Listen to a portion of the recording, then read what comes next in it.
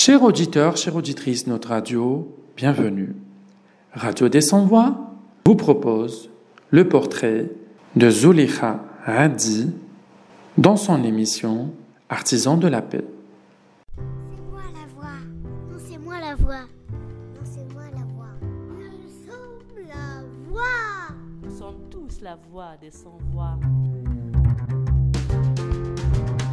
L'indépendance de l'Algérie a été payée de sang d'hommes et de femmes engagés, corps et âme. Zulikha Hadi, de son vrai nom, Yamina Hadi, tombée au champ d'honneur en octobre 1957. Elle était un symbole de courage et d'abnégation. Cette jeune femme déterminée jusqu'au bout. Le parcours mené par Yamina Hadi durant la guerre de libération nationale reflétait l'attachement de tout un peuple à sa liberté. Yamina Hadi naît en 1911 dans une famille aisée à Hadjoud, dans la wilaya de Tipaza.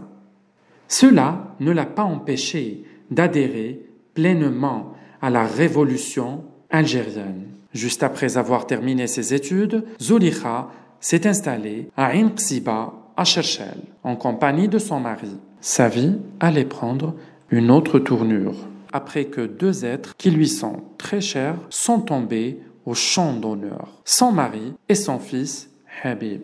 Rien ne pouvait consoler cette femme, décidée alors de prendre la relève en s'engageant dans la lutte armée au sein de la LN. Faisant preuve de bravoure et de courage, il était tout à fait légitime qu'elle soit propulsée en 1957 au poste de responsable politique et militaire de la région de Cherchel, où plusieurs opérations ont été menées.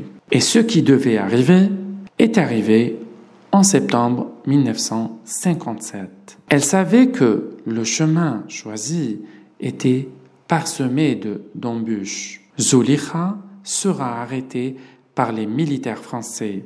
Elle subira les pires sévices sans être jugée. Elle était arrêtée et transportée dans un camion blindé et par la suite exposée à la population lorsqu'un officier lui ordonna de s'exprimer à la population. Zulikha n'a pas hésité à lui cracher au visage, lui qui voulait l'humilier devant tout le monde. Cela avait coûté cher à Zulikha. La réaction des forces coloniales n'a pas été tendre avec Zulikha. Yamina Hadi a rendu l'âme. Un 5 octobre 1957, elle s'est sacrifiée pour que l'Algérie vive libre et indépendante.